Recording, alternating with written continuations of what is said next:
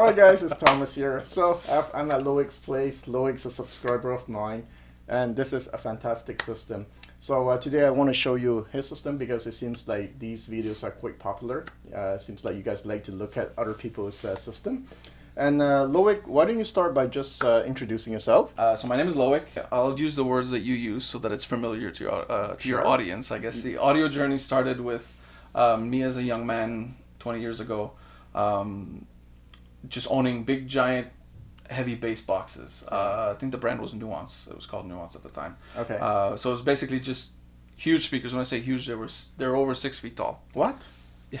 Really? Oh my goodness. They were taller than me. But they were basically just big wooden cabinets with a black sock on it, and they each had 2 powered 10-inch subwoofers with like a 1,000-watt amp in each. So the house shook. Oh wow. It just shook. Okay. What a difference compared to what you have today. Yeah, but if you were to hear those things today, The- you'd say, "Oh yeah, the house shakes." Okay. That's pretty much the only characteristic I'd like to give them. Anyways, no, they're fine. I'm sure some people still have nuances. They're fine. We call them party speakers. Yeah. I think that's a lot of people that I meet have that tendency in the beginning, or they want that bass, right? And as we progress in our journey, we learn to listen for different things, right? Yeah, for sure. Because we look for. You start looking for nuances and differences, and after a while of listening, walls shake. Mm-hmm. It's fine if you're having a party with big people. It's impressive. Mm-hmm. But when you want to just sit down and casually listen to music, Right. all you do is struggle and play around with those subwoofers, and you try to get them under control, and it's difficult. I've went through a few Sonus fibers from the bottom principa. I tried the liutos. I love the liutos. Absolutely love them. I had Linn speakers. Okay. I had infinity speakers, some vintage infinity speakers. I played around with 2 different Harbeth speakers, the small ones, the P3 ESRs and the SHL5s. Absolutely love those speakers. That to me that was one of the moments where I realized what I liked and what I wanted. Okay. All right. So, what do you like? What are you looking for? So why the system? What I like to listen to is acoustic instruments. I love especially the guitars. All right. So let's talk about your system. Yes. Okay. So what do you have? for your Okay, system? so I have a Prima Luna Dialog 2, which is a fairly older Prima Luna. It's actually a little over 10 years old now. Yep. Works very well. My source is a Rega P6 Yep. with it's a Benz micro cartridge moving coil low output. The phono stage is Rega's moving coil entry level. And I just recently acquired Musical Paradise Dac because of a YouTube reviewer guy who said that they were pretty good. And actually, I was very surprised. You were, right? Yeah, I was. I mean, for the price, wow. Yeah. For those of you who bought it, make sure you change the tubes to 6922. It makes a world of a difference. Okay. So yeah, I lent it to a friend recently, and he messaged me actually. He said, "Yeah, that's meh, this DAC." Then I told him, "Dude, change the tubes to the one I just lent you." Also, after that, he messaged me back, "How much you want to sell this?" The Rega P6 is my first turntable. I really didn't have much experience with turntables before this. It seemed like a simple table to set up and was capable of providing good results with some entry-level moving coil cartridges, which is what I was aiming for. So I took a chance, and thanks to my dealer's experience, I chose a Benz Micro SL, which is a low output moving coil, and I added an acromat, which I found made actually also a very nice difference in the amount of details compared to the standard felt mat. And today, when I hear relatives and friends turntables that use moving magnets of lower price ranges, I really hear a huge difference in detail and depth. I have a friend who also has a P6. We both bought it around the same time, and he uses a moving magnet cartridge, and there's a big difference actually in the amount of detail and depth to the sound compared to a moving coil low output. So far, no, I'm not complaining. I am getting more curious of other turntables like the VPIs and Clear Audio, maybe one day. But for now, I think just by upgrading my phono stage to something a little bit more, let's call it I don't know, luxurious. I think I still have a lot more fun to be had with this turntable before I change it. I chose Prima Luna in large part, honestly, to Kevin Deal's videos. I always loved the tube sound whenever I heard it at shows from various systems from all budgets, but I was always a bit nervous to dive in as I wasn't sure I wanted to deal with the tube rolling, the biasing, dead tubes, tube noise, etc.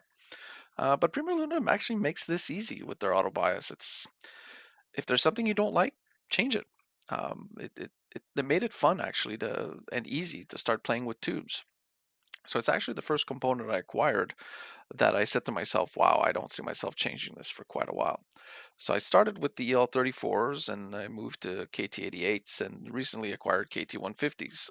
So all of it's so much fun to just hear the differences, and it's not necessarily that one gets better than the next, it's just different. So some styles of music actually I find respond better to certain tubes versus other ones. And I think I'm up to a few dozen matched preamp tubes that I'm playing around with. So anyways, it's a lot of fun and to have the flexibility of altering the sound character. While I was building my room, I really wanted a good sounding room. And most of all, I wanted to sound good thanks to my work. Not just sound good because I hired professionals to perform a treatment.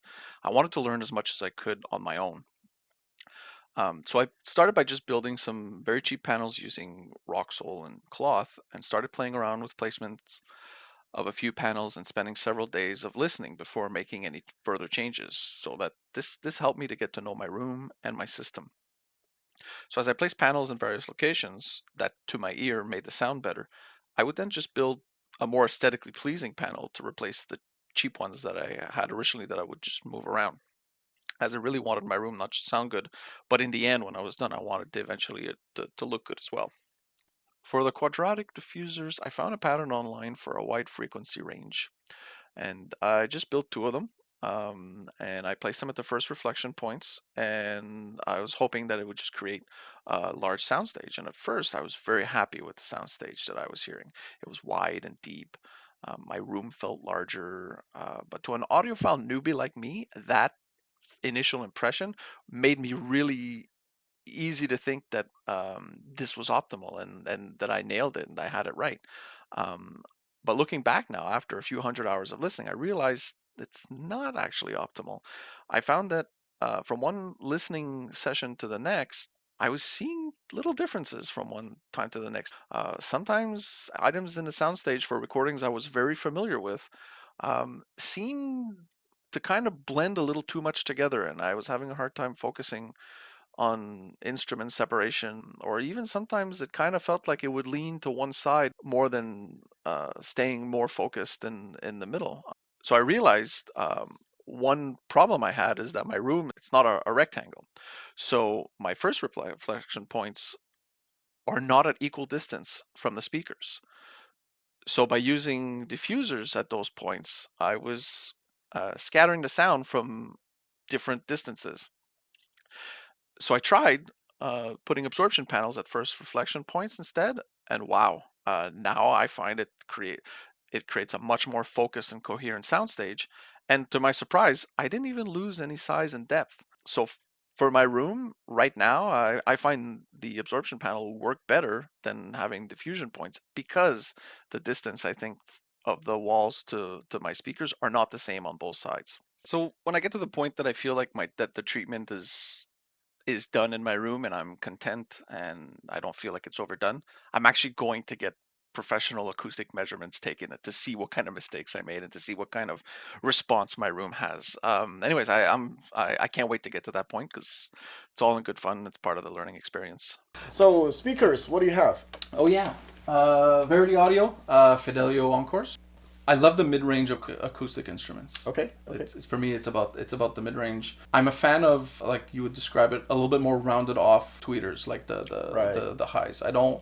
So no focals, no kef, right? Yeah. I've only experienced focal and kefs for maybe a couple hours of listening time. Yeah. And they were fine while I was listening to them. Yeah. Yeah. It's when I did A/B testing from more musical speakers and going back to the focals, and that I realized no, I really want a soft dome tweeter. I want something that's a bit more rounded. Okay.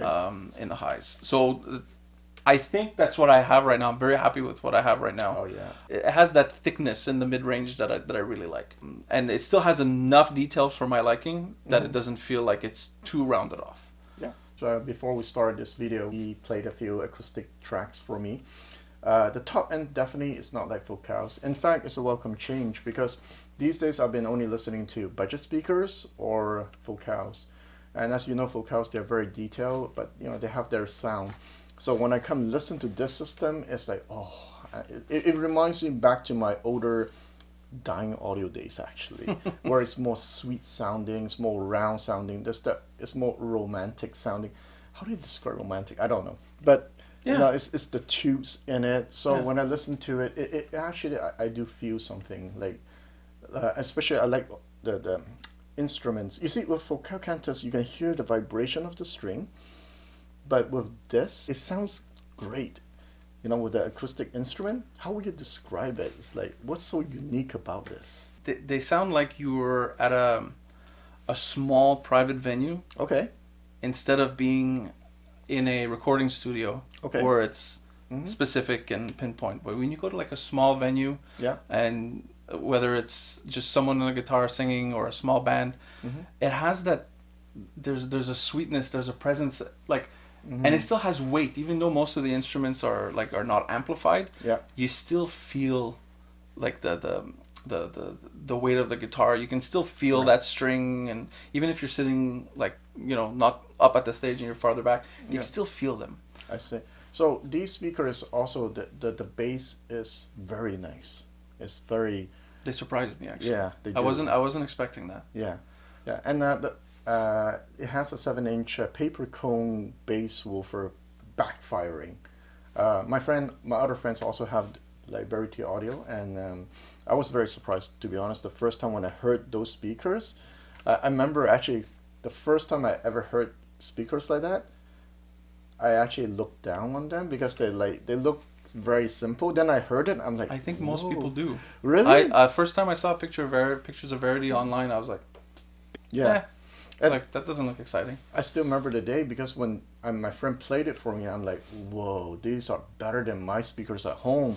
And then when he told me the price, how much were these? Are these again? Brand new? MRSP? The Fidelio Encores are 13,000. 13,000. I was like, oh, okay, I get it now. They do sound like very high-end speakers. Well, they are high-end speakers. Musician friends of mine pretty much all had the same feedback for me when they came to my sound room and had a few listening sessions. I think they all agreed that the timbre, the sound of the actual instruments was very spot on. They said that the Pratt was decent to good. So to me, I'm assuming the dynamics and speed was also decent, even though they didn't really mention it.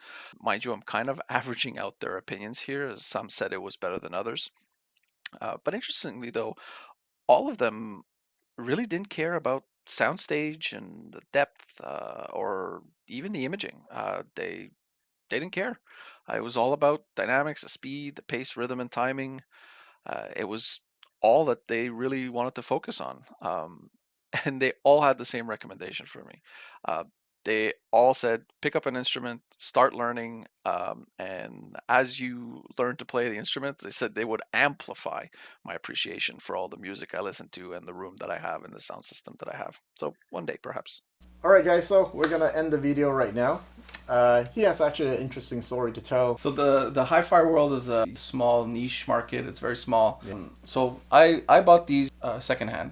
After I buy them, I listen to them for a few days, and being a subscriber, I see Thomas uploads new videos, and I think it was the one about the tecton impacts. So I see the little image of you standing next to the tecton impact, and I'm like, that seems familiar. Oh, okay. So I click on the video, and I'm watching the video, and lo and behold, no idea that we live in close proximity. Right. I see you standing in the same audio room where I've just bought the Verities, and I'm like, no way. You know what's funny? I wanted to buy those Verity. Because at the time I was still developing my hearing, I would have bought them. You would never have gotten them if I had what I have today. Because when I heard that at the time, I was more into that focal. I want that ultra detail, but now I'm a bit different. So consider yourself lucky. Alright guys, so I hope you enjoyed this video. I'll see you in the next one.